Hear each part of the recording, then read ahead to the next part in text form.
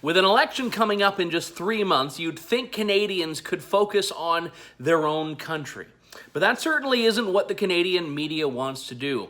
No, that ever-present comparison game that Canadians do with the United States is alive and well, with basically the media wanting to see who can out-woke the other in the battle of knocking down President Donald Trump. The latest round of this comes in Donald Trump's infamous "go back where they came from" tweet. And the fact is, whatever he meant by it, it was a domestic squabble between he and Democratic congresswomen, not really something that impacts Canada at all, let alone the Canadian election.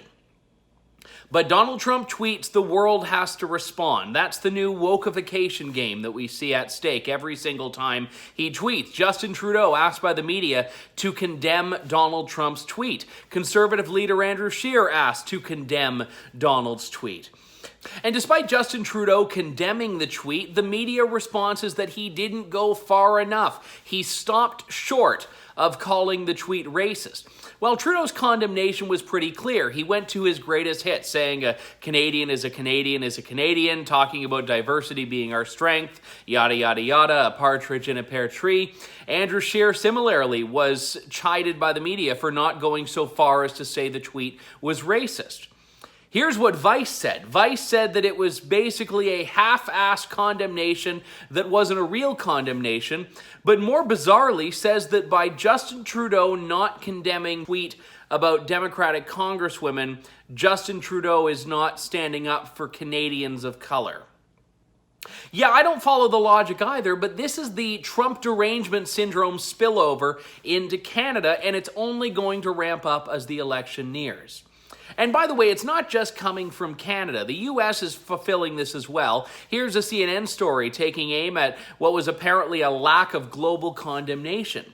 But what makes this story so egregious, and by the way, they do give honorable mention to Justin Trudeau in it, is that they say there should be a global unanimity, and they say that this is something that should happen because the global community has done this in the past. And they cite an example of this, the illegal and reprehensible detention of ethnic minorities by China. So CNN is saying that because the global community has condemned the illegal detention of ethnic minorities, it should also band together to condemn Donald Trump's Twitter usage. Yeah, you know, there was a great comment that I saw on Twitter from someone who said Republicans and conservatives have been called racist over every single thing imaginable, and this crying wolf makes it impossible for people to stand up, even if there is a legitimate discussion to be had in any situation. So right now, this falls into this same old culture war. Everyone gets outraged at something Trump tweets, everyone's expected to condemn it, and nothing happens. The world goes on as it always has and as it always will. But Canadians, and specifically the Canadian media, have to get over this game of making everything a battle against Donald Trump. Yes, he's relevant. Yes, he's significant. Yes, the U.S. is Canada's greatest trading partner. But there's enough material in discussing that trade relationship. We don't need to go into basically being the auditors of his tweets. This is not the role of Canada. It's not the role of the Canadian media. And it certainly isn't something that needs to be front and center during the Canadian election campaign. For True North, I'm Andrew Lawton.